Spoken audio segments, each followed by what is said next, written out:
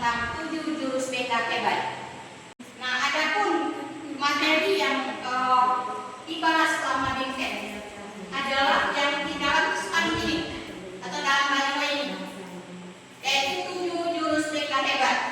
Kita sama-sama baca ya Bapak Ibu. Jurus pertama ini, Bapak Ibu? Jurus kedua? Kelola emosi. Jurus ketiga? Tumbuhkan resiliensi. Jurus keempat? Jaga konsistensi. Jurus 5? Jalin koneksi. Jurus 6? Bangun kolaborasi. Jurus 7? Menata situasi. Baik, itu yang materi tentang 7 jurus BK. Namun hari ini nanti saya akan menyampaikan 2 jurus.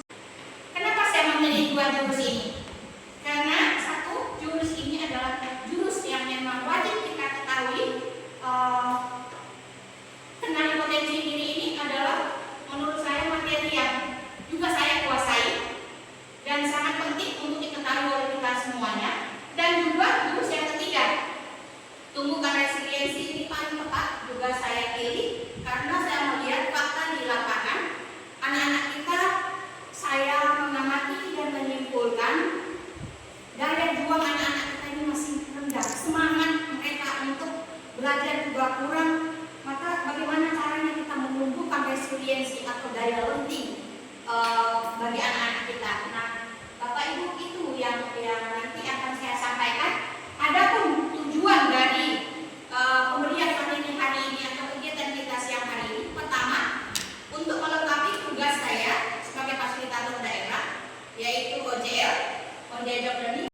Itu tujuan yang pertama. Tujuan yang kedua, kita melihat ke jurus ini, kenali potensi.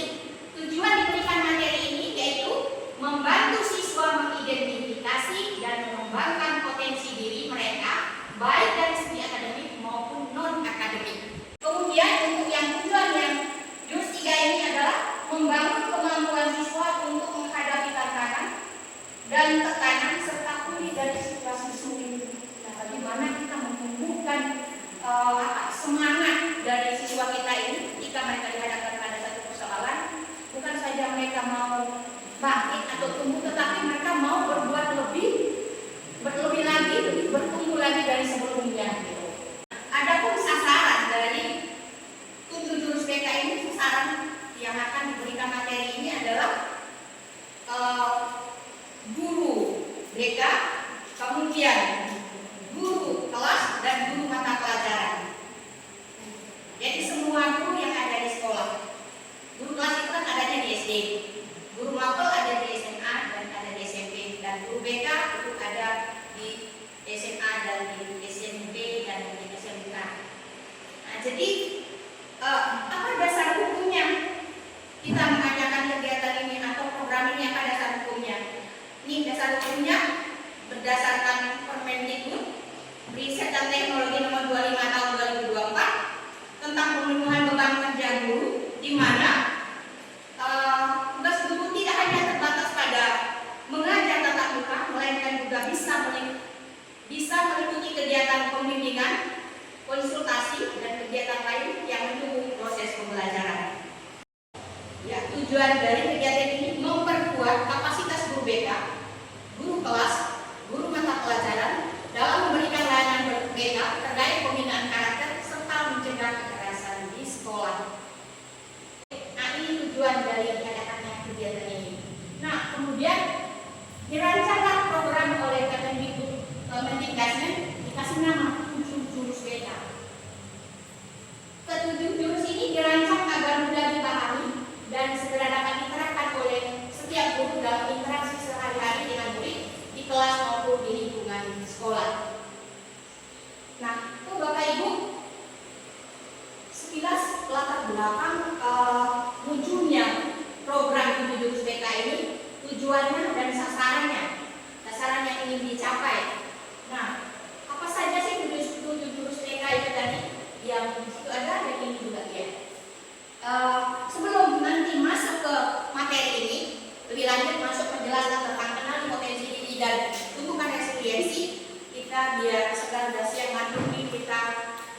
musik dulu. Sama-sama kita berdiri Bapak Ibu biar lebih semangat. Murid berdiri yang kuat, tumbuh di lingkungan sehat, bersama guru yang hebat, penuh cinta dan sahabat, mendidik dengan tulus, gunakan 7 jurus, kenali potensi, kelola emosi, tumbuhkan resiliensi, jaga konsistensi, menjalin koneksi, membangun kolaborasi, dan mendapat situasi.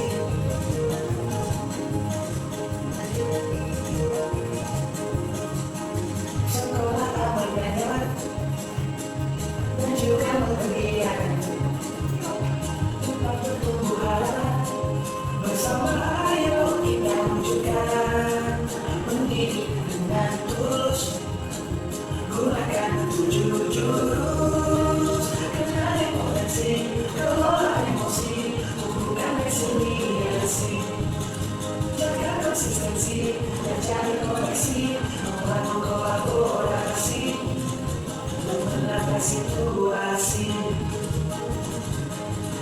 7 jurus PDK hebat, bersama murid melangkah.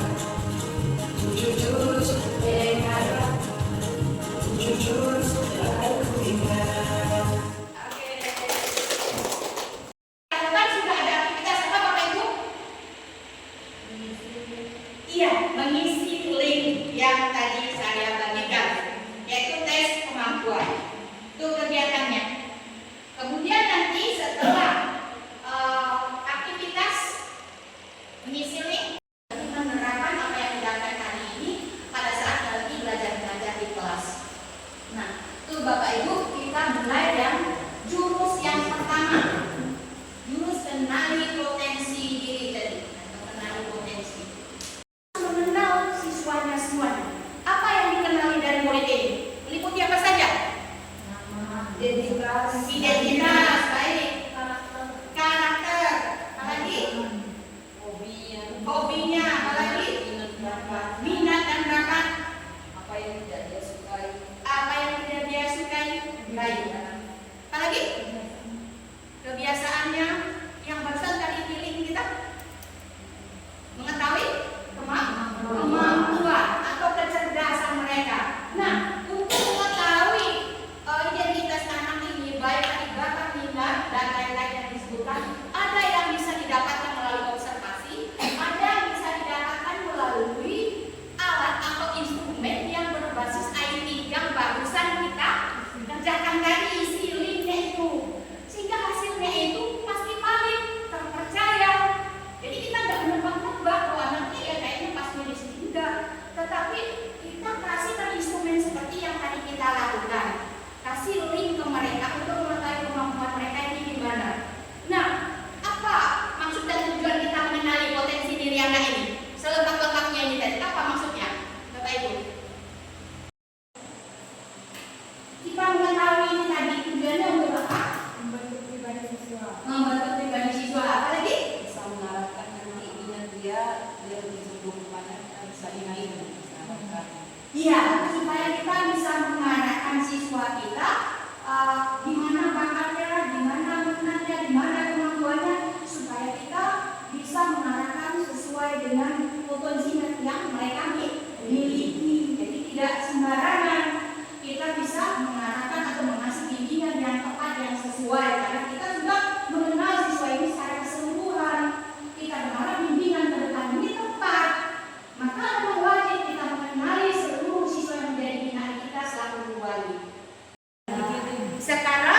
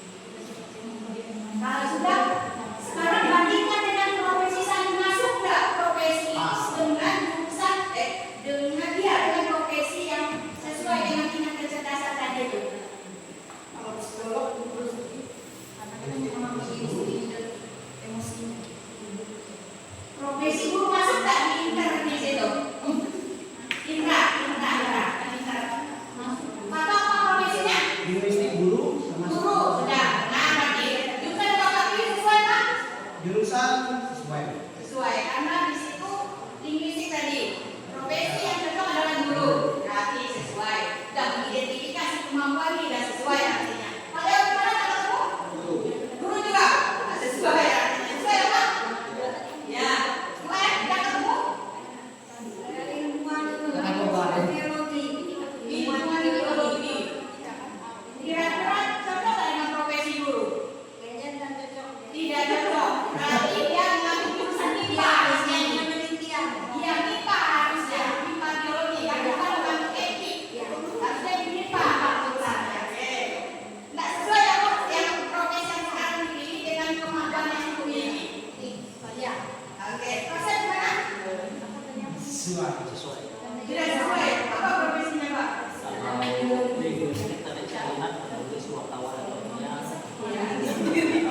Kalau kita psikolog kita Iya. Ibu? Kalau saya kemampuan kita itu seperti menganalisis data, Bisa. Saya guru masuk. Masuk sesuai yang keren kan?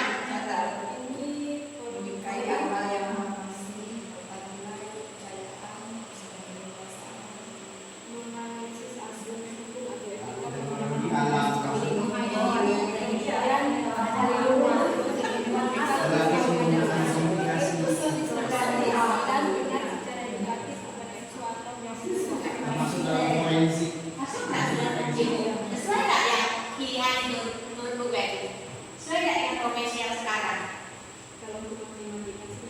Nggak sesuai dengan matematika dia. Iya, kurang pas kayak dia. Kalau Bu gimana? Sesuai nggak? Guru? Ada gurunya kan? Si Indra Personal ini? Oke.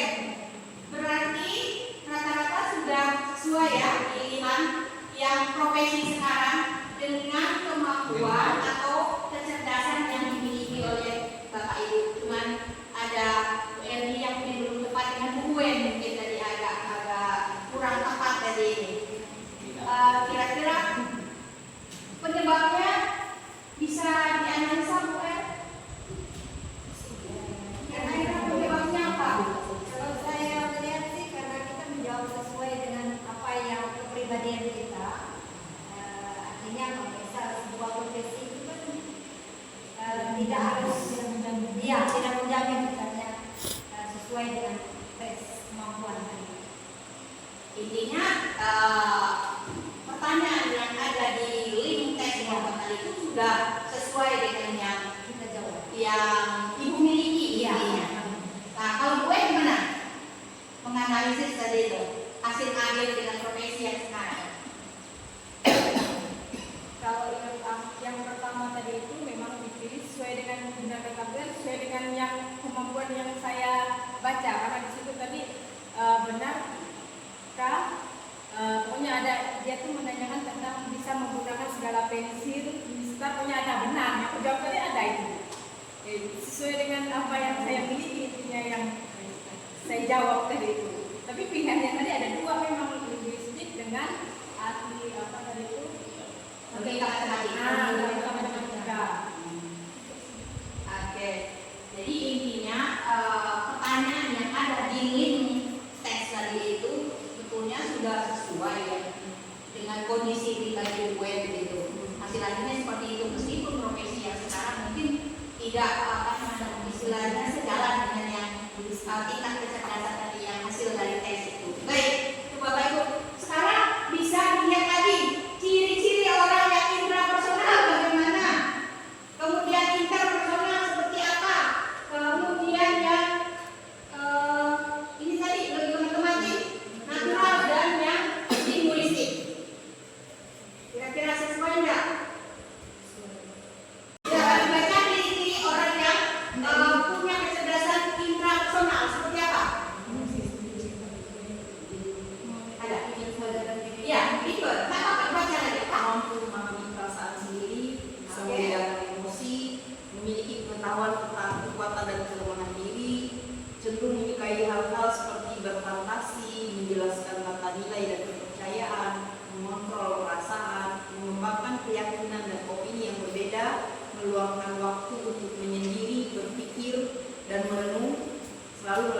introspeksi, pandai memotivasi diri, mematok tujuan diri yang realistis, dan senang memahami peranmu dalam beragam fase hidup. Iya. Kira-kira tipe itu masuknya apa semua di ibu gitu?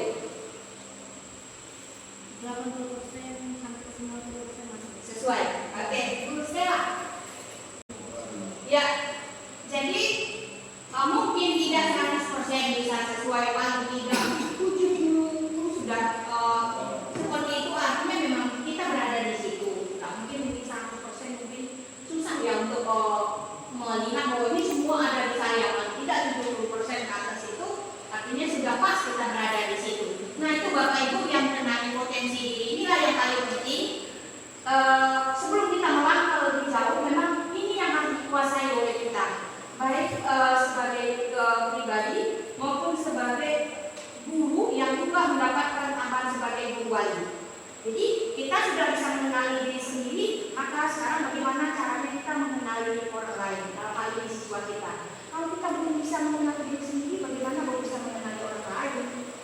Kalau kita sudah bisa memilih diri sendiri, baru kita bisa memilih orang lain. Kan intinya seperti itu Bapak Ibu. Oke. Nah jadi kita sudah melakukan dua aktivitas tadi. Aktivitas dan refleksi, kita masuk ke konseptualisasi. Kita coba lihat yang mana sih yang dimaksud dengan kemampuan tadi. Nah ini yang kita lihat tadi, yang kita istilahnya itu mau melihat kita berada di kecerdasan yang mana. Ini ada kecerdasan majemuk. Pertama ada cerdas linguistik verbal, ada cerdas logika matematik yang tadi di sebelah sini. Cerdas interpersonal ada Pak Leo, kemudian cerdas intrapersonal ada 6 orang, kemudian cerdas naturalistik ada 1 orang Bu Erni, cerdas body kinestetik nggak ada ini. Saya mau pakai tadi kayaknya Pak Leo karena berolahraga, tapi ternyata tidak di situ Pak Leo nya. Cerdas musikal nggak ada juga ternyata, nggak ada yang mau musik kita ini. Kemudian cerdas visual spasial nggak ada juga. Setelah ini kan kita sudah mengetahui bagaimana tipikal orang yang cerdas linguistik verbal, kemudian apa profesi yang yang cocok untuk orang yang dikaruniai kecerdasan linguistik verbal. Selanjutnya nanti yang kata itu selanjutnya aplikasi ya. Bagaimana nanti Bapak Ibu menerapkan lagi pengetahuan yang tadi tentang mengenali potensi diri anak murid kita.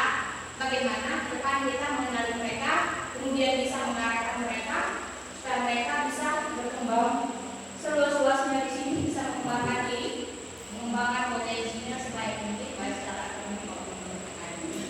Itu silakan Bapak Ibu nanti terangkan. Nah, yang berikutnya adalah nih kita masuk ke tumbuhan resiliensi. Apa sih yang dimaksud dengan resiliensi? Ada pernah dengar Bapak Ibu? Dengar hari ini ya? Ya, ini kayaknya istilah baru ya. Yang dimaksud dengan resiliensi ini apa? Sama, saya juga kemarin baru mendengar tentang resiliensi. Nih, juga Honda. Ya, Beradaptasi dengan lingkungan. iya. Jadi nanti di sini guru mampu membantu murid membentuk grow mindset. Apa yang guru bahasa Inggris grow mindset? Grow mindset yang menumbuhkan resiliensi sehingga mereka berkembang optimal pada aspek pribadi, sosial, akademik, dan karir. Grow mindset apa yang guru bahasa Inggris? Pemikiran bertumbuh. Jadi konsep berpikir bertumbuh gitu. Nah,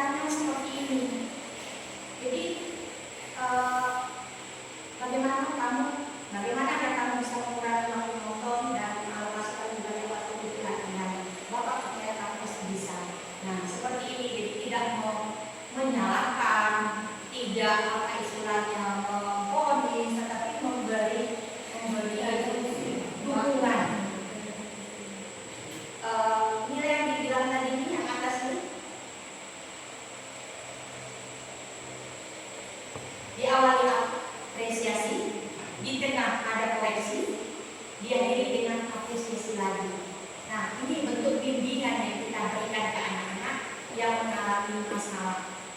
Kalau kita sudah apa istilahnya mengidentifikasi bahwa mereka itu ada masalah. Nah, ini satu contoh kalimat yang mungkin ini paling penting buat saya untuk kita ketahui bersama. Situasi tim sepak bola sekolah gagal masuk final, padahal peluangnya sangat besar. Ini kan kasusnya. Nah, ketika anak gagal, guru ngomong, meskipun impian kita tadi belum terwujud, bukan berarti usaha kita sia-sia. Usaha yang ditampilkan pada pertandingan tadi menunjukkan kamu memiliki semangat untuk menang. Mari kita jadikan ini sebagai bahan bakar untuk evaluasi, belajar dari setiap pertandingan dan membantu kuat di musim depan. Kepala tegak tim. Nah, itu tadi yang dimaksud. Di atas ada apresiasi, ada koreksi, kemarin ada apresiasi. Anak merasa dihargai, jadi tidak disalahkan tadi. Kamu tadi banyak ini. Kalah terus nih. Dimarah lagi dengan kawannya. Kan kita cenderung seperti itu ya. Kayak tadi permainan badai. Gara-gara kamu nih tadi. Dimarah gara-gara badai. Menyalahkan situasi, bukan mengoreksi diri sendiri. Biasa tim bola kita kan begitu kan. Iya, masalahnya begitu. Kalau tidak kalah terus katanya. Nah, begitulah masih yang itu katanya. Ini contoh kalimat yang sangat bagus ya. Jadi di situ ada apresiasi, kita mengapresiasi usaha yang ditampilkan tadi sudah membuat kamu semangat, kan kayak gitu. Jadi ini Bapak Ibu yang bisa kita sampaikan untuk materi resiliensi tadi. Nah, tegas tidak lembut, tegas lembut ada contohnya. Bagaimana kita membentuk anak ini tidak dengan paksaan, tapi dengan kelembutan. Tegas tidak lembut itu jangan. Tegas lembut. Posisi orang tua dan anak sama-sama sakit. Orang tua menang, anak tenang. Dan kita jadikan anak itu sebagai objek yang sakit, lalu kita yang merasa menang. Kemudian orang tua objek, anak juga jadi subjek ini yang tidak tegas tapi lembut. Ya, kadang memang teori ini mudah kita baca, tapi pelaksanaannya mungkin berat, bukan berarti tidak bisa. Kita sama-sama belajar, introspeksi diri juga bagaimana kita nanti menghadapi dengan anak-anak kita yang sebanyak 14 dan 13 orang. Jadi itu Bapak Ibu yang bisa saya sampaikan untuk siang hari ini untuk materi pengenalan potensi dan tumbuhan resiliensi. Itu yang bisa saya sampaikan.